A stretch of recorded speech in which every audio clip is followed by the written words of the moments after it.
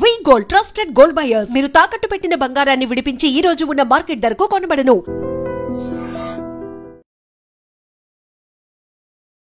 నమస్కారం, welcome to I dream. మన సంస్కృతి కార్యక్రమానికి స్వాగతం. నేను మీ విజిత.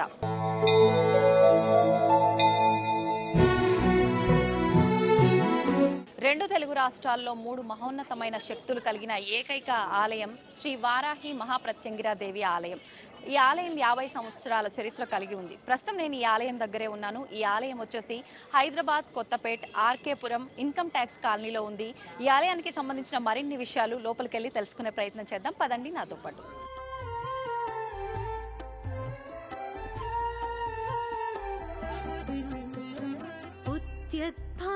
सहस्रकोटि सदृशां केयूरहारोज्ज्वलां बिम्बोष्ठीं स्मितदन्तपङ्क्तिरुचिरां पीताम्बरालङ्कृतां विष्णुब्रह्मसुरेन्द्रसेवितपदां तत्त्वस्वरूपां शिवां मीनाक्षीं प्रणतोऽस्मि सन्ततमहं मीनाक्षीं प्रणतोऽस्मि सन्ततमहं कारुण्यवारानिधिं मीनाक्षीं प्रणतोऽस्मि सन्ततमहं कारुण्यवारानिधिं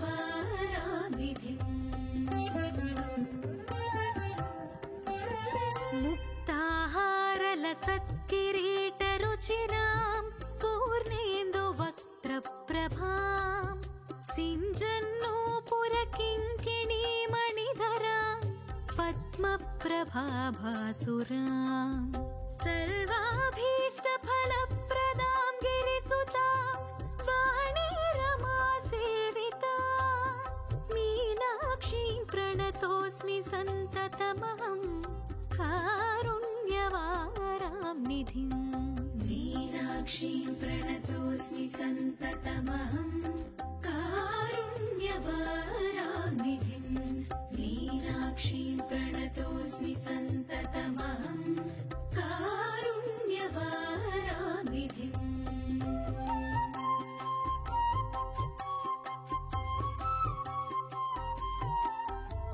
श्रीविद्यां शिववामभागनिलयां ह्रीङ्कारमन्त्रोज्ज्वलां श्रीचक्राङ्कितबिन्दुमध्यवसतिं श्रीमत्सभानायिका श्रीमच्छण्मुखविघ्नराजजननी श्रीमज्जगन्मोहिनीं मीनाक्षीं प्रणतोऽस्मि सन्ततमहं कारुण्यवारा. ప్రస్తుతం వారాహి మహాప్రత్యంగిర అమ్మవారి ఆలయానికి సంబంధించిన అర్చకులు మనతో పాటు ఉన్నారు. వారితో మాట్లాడి ఆలయానికి సంబంధించిన విశేషాలన్నీ కూడా తెలుసుకునే ప్రయత్నం చేద్దాం. నమస్కారం అండి. నమస్కారం. మామూలుగా అంటే నేను ఇంతకు ముందర నేనున్నది ఈ ఏరియాలో అయినా కూడా అసలు ఈ ఆలయం గురించి నేనైతే ఇంతవరకు వినలేదు. కానీ ఇక్కడికి వచ్చిన తర్వాత చూస్తే అసలు భక్తుల తాకిడి మామూలుగా లేదు. చాలా ఎక్కువ సంఖ్యలో భక్తులు కనిపిస్తున్నారు. మేము అసలు ఎలా మిస్ అయ్యామా అనిపించింది. అసలు ఎప్పటి నుంచి ఉన్న ఆలయం అండి ఇక్కడ?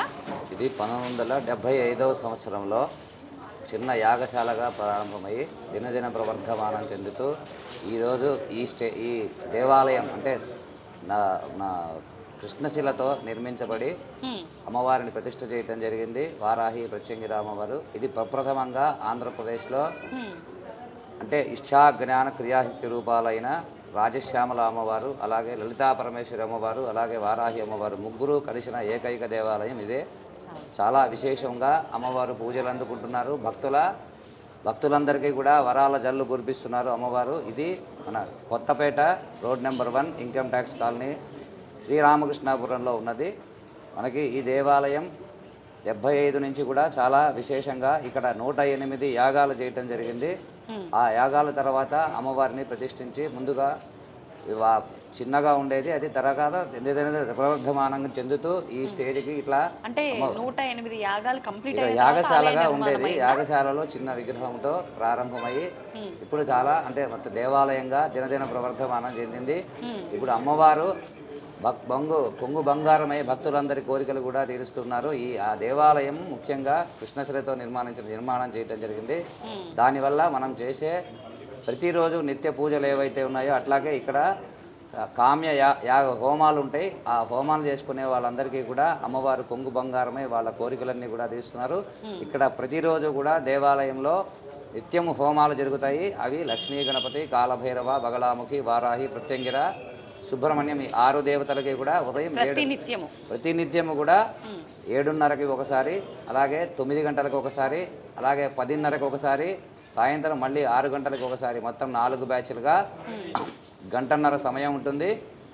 ముందుగా లక్ష్మీ గణపతి మన విఘ్నాలన్నీ తొలగిపోవడానికి, అలాగే కాలభైరవుడు మన అపమృత్యు దోషాలు తొలగిపోవడానికి, అలాగే వారాహి అమ్మవారు వచ్చేసి బగళాముఖి అమ్మవారు మనకి శత్రుస్తంభన, అంటే మన గురించి చెడు ఆలోచనలు చేసే శత్రువులు ఎవరైతే ఉన్నారో వాటి మతి స్తంభన చేయడానికి అమ్మవారు. దశమహావిద్యల్లో ఒక అమ్మవారు, బ్రహ్మాస్త్రం అంటారు అమ్మవారిని.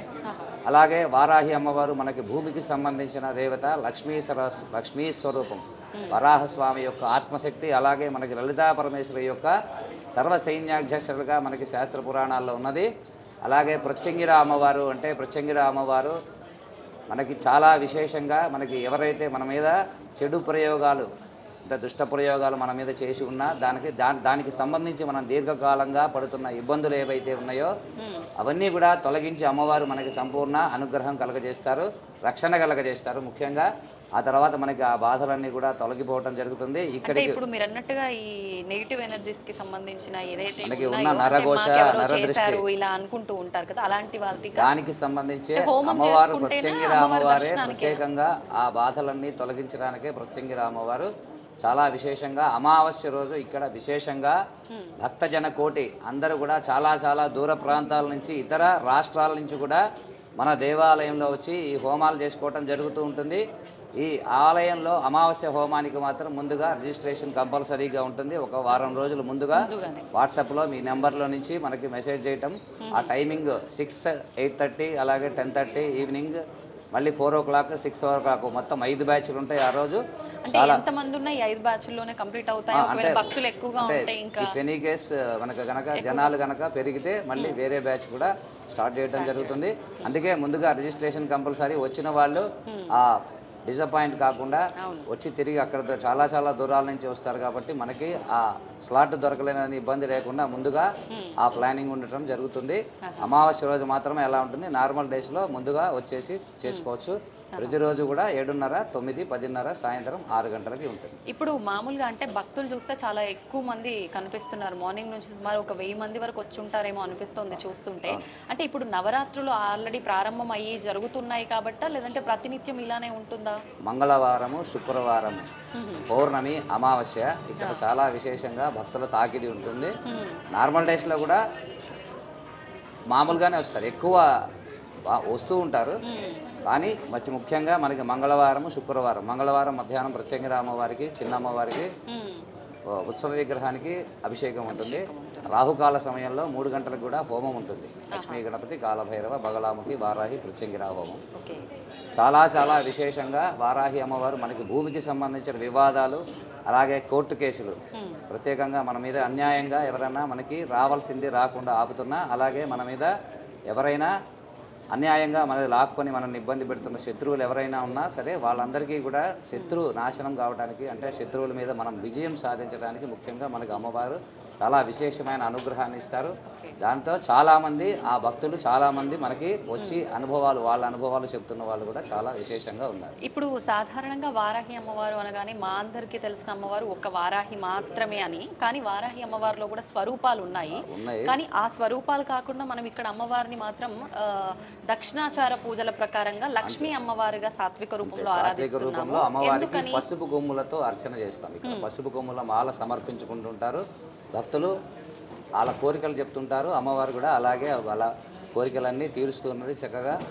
అందుకే మనం సాత్విక రూపంలో ఇది. అందుకనే మనము ఇక్కడ ఎటువంటి పూజలు నెగటివ్ ఇదేమి ఉండవు. మొత్తం అంతా కూడా సాత్వికం. అమ్మవారు లక్ష్మీ స్వరూపంగానే మనం ఇక్కడ ఆరాధన చేయటం జరుగుతుంది. ఇప్పుడు లక్ష్మీ స్వరూపం అంటే ఆడవాళ్ళందరికీ లక్ష్మీదేవి ఆరాధన అంటే శ్రావణ మాసం. మరి శ్రావణ మాసంలో కానీ ఆషాఢ మాసంలో ఈ గుప్త నవరాత్రులు అంటారు వీటిని. మనకి ఉన్న నవరాత్రుల్లో ఈ వారాహి నవరాత్రులు గుప్త నవరాత్రులు. ఆషాఢ మాసంలో శుద్ధ పాడ్యమి నుంచి శుద్ధ నవమి వరకు కూడా ఈ 9 రోజులు కూడా వారాహి అమ్మవారికి ఎక్స్క్లూజివ్గా ఈ వారాహి నవరాత్రి ఉత్సవాలు జరగడం అనేది మనకి ప్రతి సంవత్సరం కూడా ఆనవాయితీగా నడుస్తుంది. ఇట్లానే జరుగుతూ ఉంటుంది.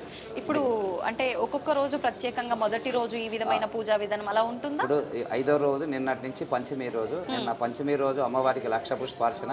ఇవాళ షష్ఠి రోజు అమ్మవారికి సాయంత్రం పసుపు కొమ్ములతో విశేష అర్చన ఉంటుంది. అలాగే రేపు సప్తమి అంటే నవధాన్యాలన్నీ భూమిలో నుంచి వచ్చేది.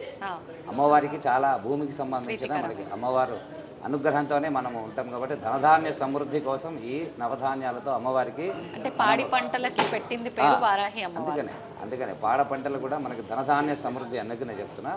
ఆ ధనము మనకి ఇంట్లో ఉన్న ధనం కూడా నిలబడ ఇది ధన నివాస యోగ్యత మనకి అలా అది ధనధాన్య సమృద్ధి పెరగడానికి అలాగే బిజినెస్ డెవలప్మెంట్కి వాటికి. అలాగే రేపు వచ్చేసి నవధాన్యాలు అంటే రేపు నవధాన్యాలతో అయిపోతుంది. ఎల్లుండి అమ్మవారికి అష్టమి రోజు 108 కలశాలతో అభిషేకం. 9వ రోజు అమ్మవారికి గ్రామ సేవ పల్లకీ సేవ ఉంటుంది. పల్లకీ సేవలో కూడా భక్తులందరూ పాల్గొంటారు. చక్కగా అమ్మవారి అనుగ్రహాన్ని పొందొచ్చు. ఇప్పుడు సాధారణంగా ఈ వారాహి నవరాత్రులు 9 రోజులు చేయలేని వాళ్ళు ఈ ఆఖరి 3 రోజులు 3 రోజులు 5 రోజులు 3, 5, 7, 9 రోజులు చేసుకోవచ్చు. మీ కన్వీనియన్స్ని బట్టి ఈ 9 రోజులు దీక్షగా చేసుకోవచ్చు. అలా తీసుకొని ఆ పూజ పొద్దున సాయంత్రం అమ్మవారికి పూజ చేసుకుంటే సరిపోతుంది. అష్టోత్తర శతనామాలు చదువుకుంటే సరిపోతుంది. ఓకే. ఇప్పుడు దీక్షలు అన్నారు కదా, అంటే దీక్షలు తీసుకునే వాళ్ళు ప్రత్యేకించి ఈ 9 రోజులే తీసుకోవాల్సి ఉంటుందా? వారాహి అమ్మవారి దీక్ష ఎలా ఉంటుంది? ఈ నవరాత్రిలో కాకుండా ఎప్పుడు కావాలన్నా కూడా దీక్ష తీసుకోవడానికి అవకాశం ఉంటుంది.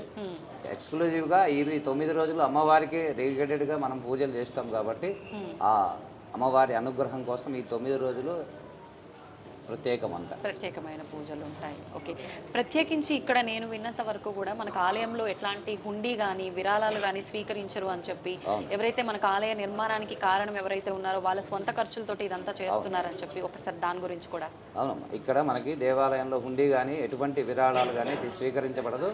ఒక్క నవరాత్రి సమయాల్లో మాత్రమే ఈ 9 రోజులకి అమ్మవారికి ప్రసాదానికి సంబంధించి అది కూడా దానికి సంబంధించిన ద్రవ్య రూపం అంటే మన వస్తువు రూపంలో మాత్రమే, అంటే ఆయిల్ మన డ్రై ఫ్రూట్స్ కానీ దానికి సంబంధించి అవి మాత్రమే స్వీకరించబోయి, అది కూడా ఒక్క నవరాత్రులు మాత్రమే. ఆ తర్వాత మళ్ళీ ఇక్కడ హుండీ అనేది కానీ విరాళాలు అనేది ఉండదు.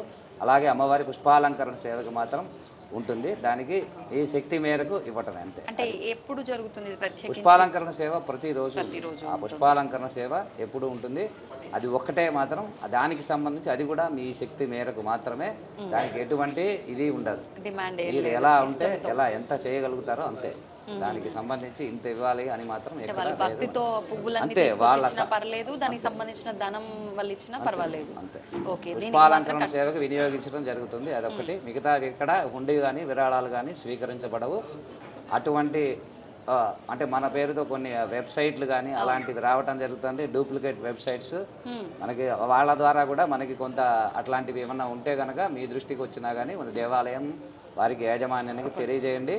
దానివల్ల మనకి మళ్ళీ ఇంకొకళ్ళకి ఇది జరగకుండా మనం జాగ్రత్త పడటానికి అవకాశం. ఇప్పుడు మనకి ఆఖరి ఇంకా 3 రోజులే మిగిలింది కదా, అంటే ఒక్కొక్క రోజు ఓన్లీ ఆలయ దర్శనానికి వస్తున్నామని కాకుండా ప్రత్యేకించి అమ్మవారికి పసుపు కొమ్ముల ఆరాధన అన్నారు.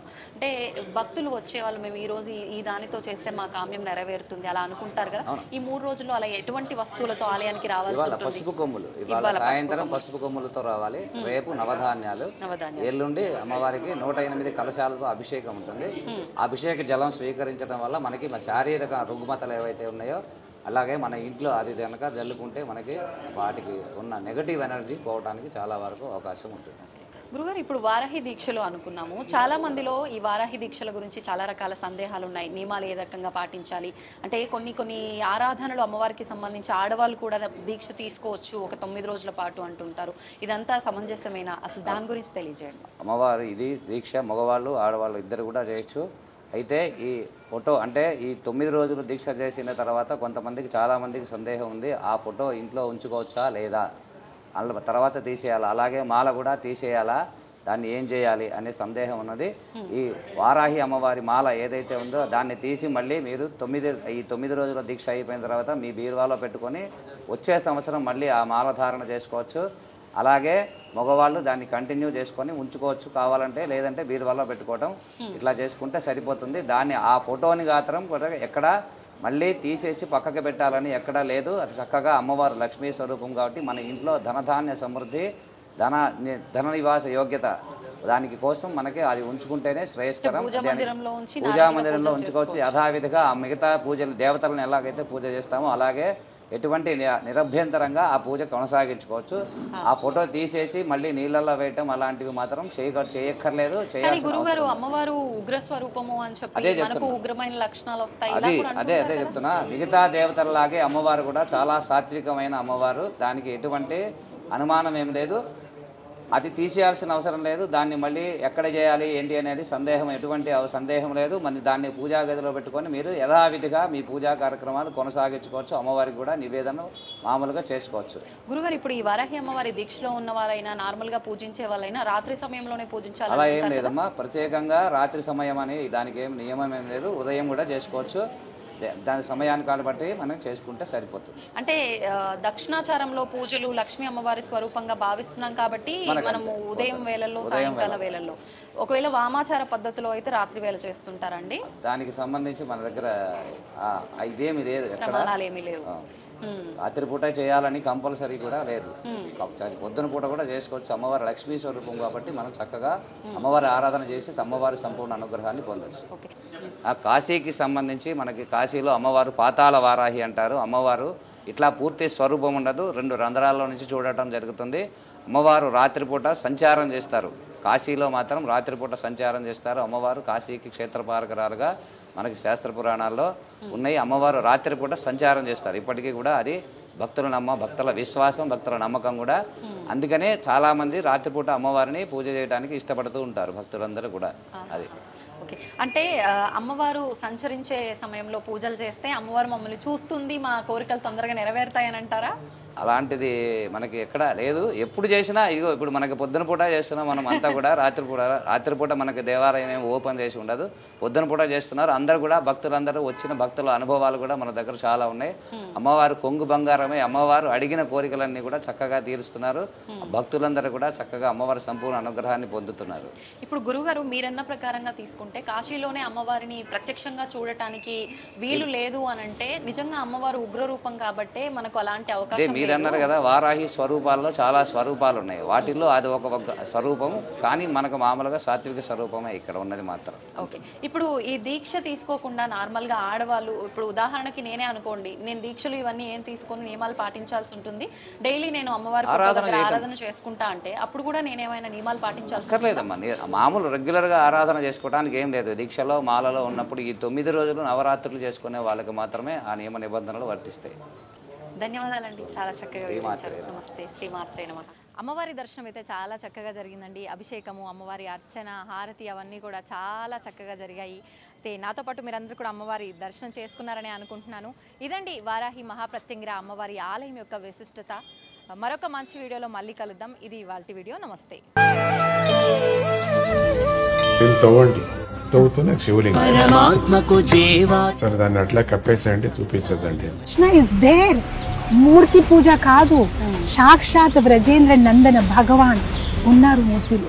ఏమీ ఆశించకుండా ఆరాధించే వాళ్ళు కూడా ఉన్నారా ప్రభుజీ? నిజమైన భక్తి అంటే మనకు తెలియదు కాబట్టి